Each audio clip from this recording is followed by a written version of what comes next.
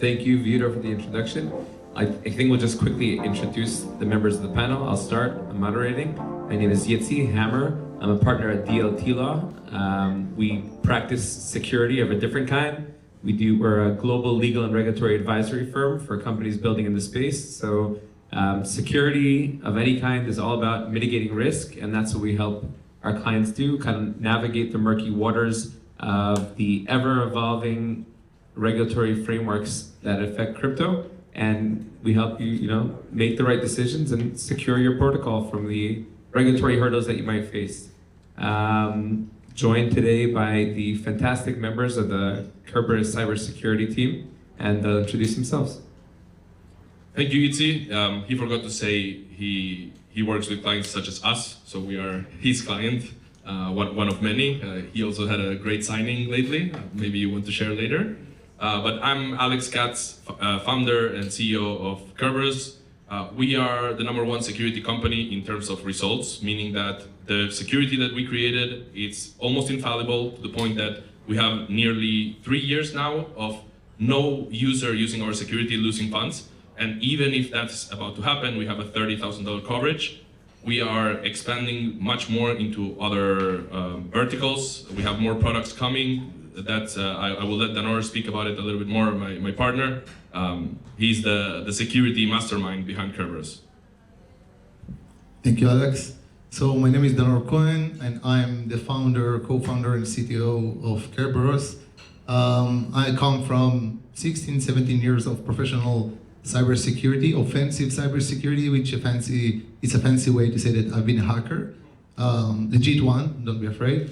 I've been hacking everything possible, like banks and state institutions, financial institutions, military targets, both cybersecurity and physically.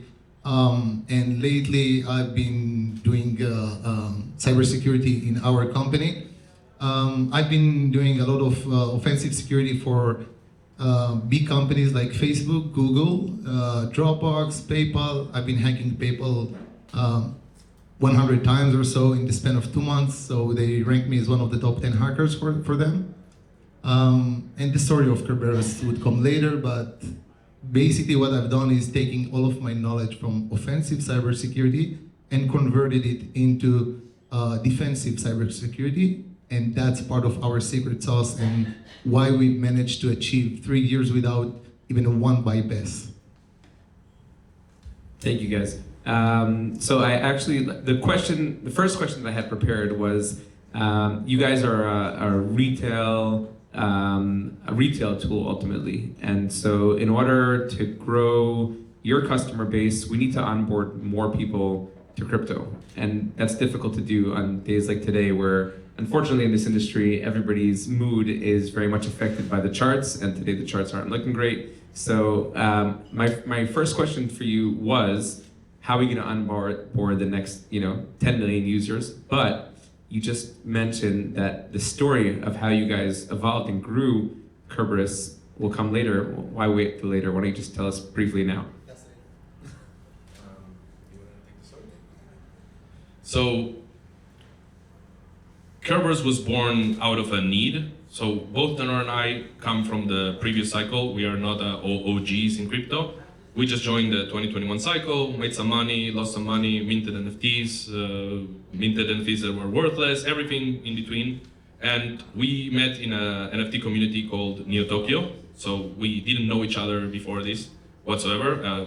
Danor is from Israel. I'm originally from Argentina, not living here, but originally from here. And since Danor made public in this community that he's a security expert, there were people that started to come to him asking him, hey, I lost my crypto, my NFTs. It was mostly NFTs back then. Can you get it back for me?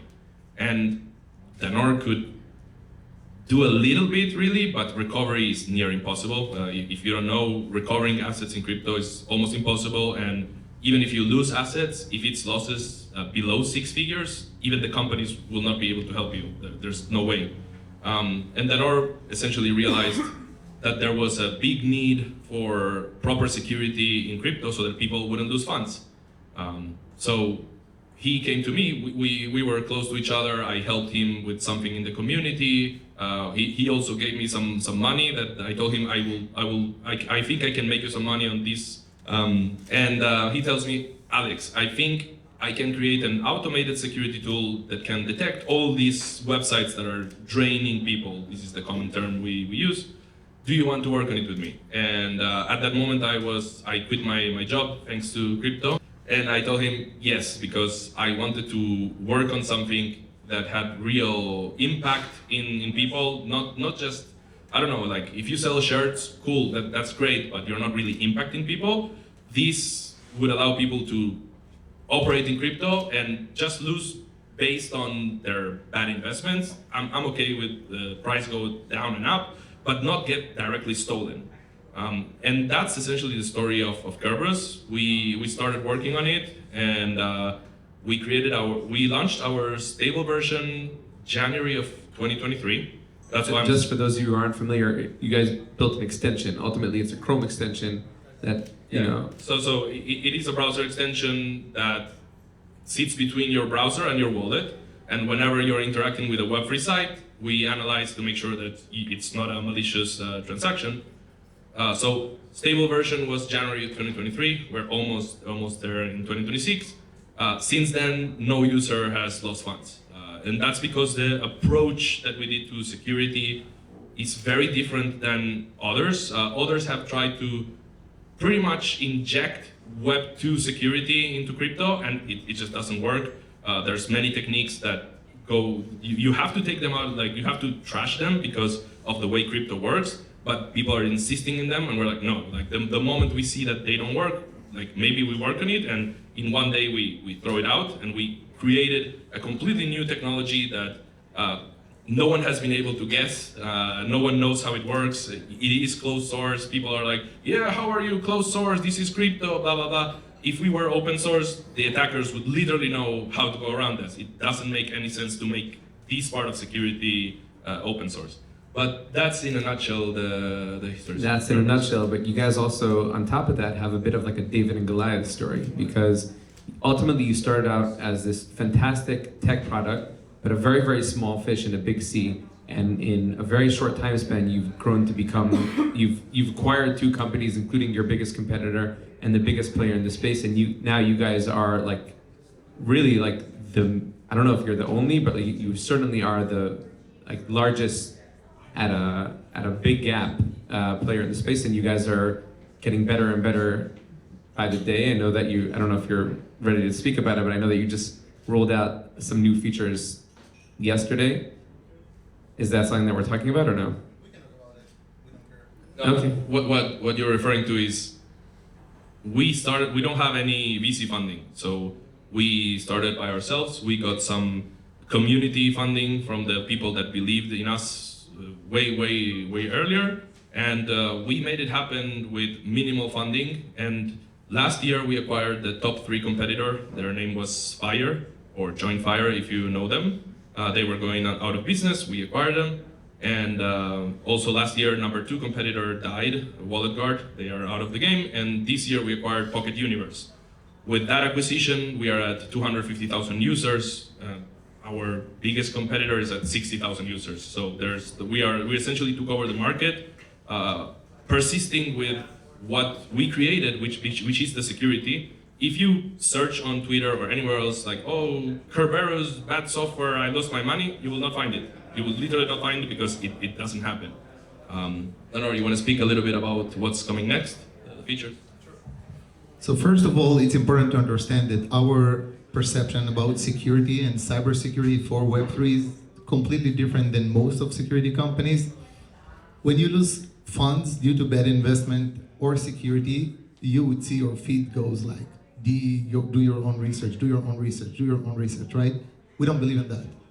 We don't believe that in crypto, especially if it goes for mass adoption, you'll need to do your own research, because my mom and my sisters, they're not going to do any research. They don't have the know-how on how to do research or what is research to begin with. So if we are aiming for mass adoption and we are here to support that mass adoption, we are aiming for our moms And in order to protect them, we cannot just provide them with more information like what other companies did, which is to show you more information and more information. Like you would do a transaction and a security tool would give you, click here and see Etherscan. Click here and see if the contract is verified, and more information like that. But what is it, a verified contract? Why does it matter? Those questions are not fit for mass adoption at all. What we needed to do, and that's why we were late to the party partially, and we had like 10 competitors popping one after each other while we were doing our thing in stealth mode, was that we wanted and insisted on building a fully automatic security. And what is it, fully automatic security? It is a security that is so strong that you don't need to know anything. You just click whatever you want to click, you follow whatever link that you want to follow, and you know that it's going to be fine. And on top of that layer, we provided insurance. And think about it for a second, you cannot bring in insurance unless your security is like top tier, right? So now not only we provide security and insurance. Or my lawyer here is just losing his mind because we're not allowed to say insurance. Let's say coverage. Yeah. By a third party. Okay. You know what we're talking about. Alex knows it so well that he could be the lawyer at this point. Yeah. So we provide an amazing security layer that is 99.9, and it's not PR. This is the stats. On top of it, we provide coverage by a third-party service provider. Okay. And now we are aiming to provide that security level to all platforms. What do I mean, all platforms? I mean mobile. I mean desktop, because we protected our users, and then someone comes and say, I lost my funds. And we were like, our hearts like went down, because how the hell did you lose your funds? We are so good. And he was like, I pressed this, downloaded a malware, and lost funds. And Alex is like, Danor, we need to protect people on desktop. How do we do that? And I'm like, that's another product. It's an antivirus.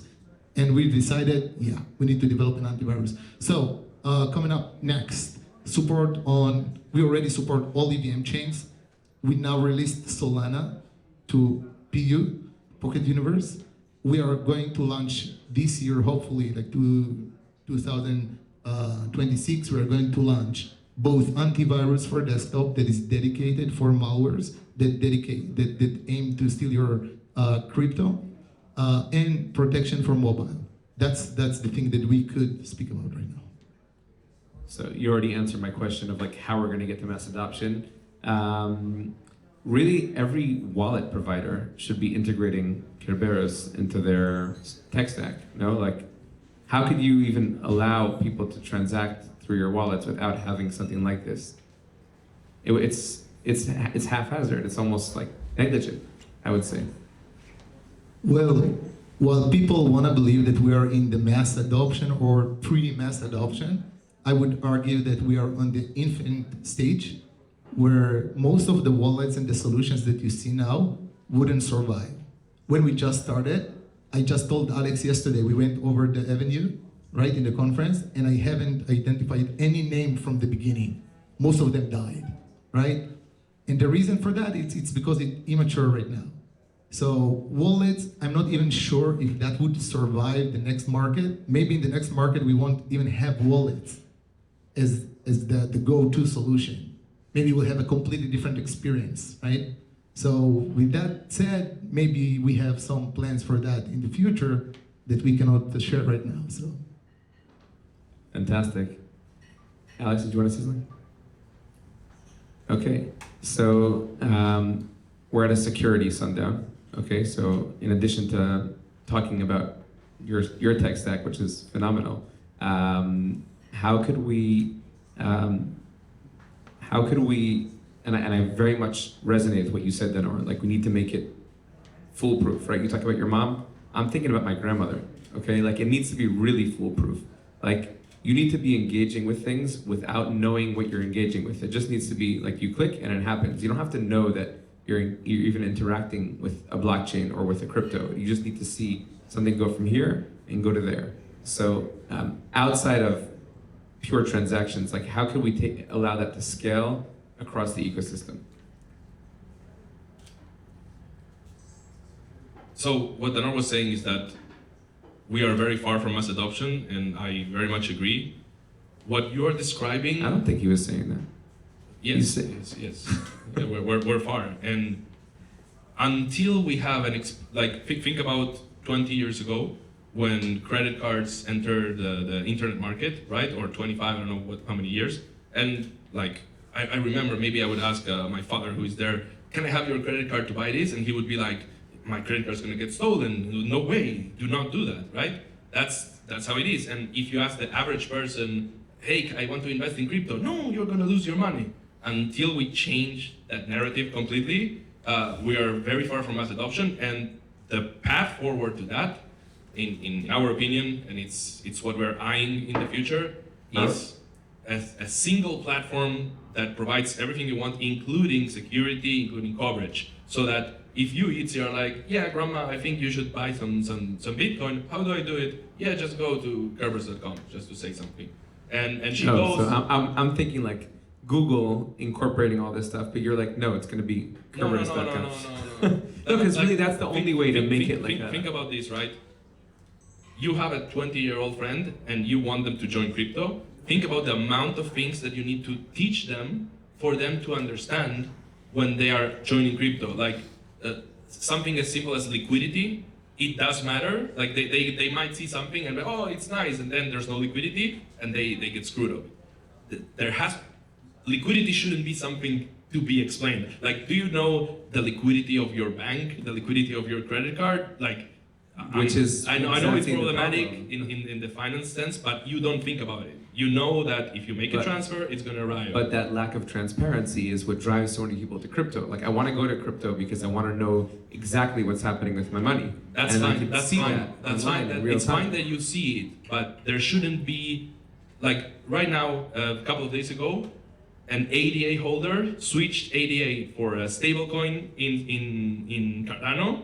I know whatever your feelings about Cardano, let's put them out of the way. He lost $6 million, or I don't know how much, because of low liquidity. Why is he interacting with an interface that doesn't tell him, hey, you know what? It shouldn't even allow him to do it, pretty much.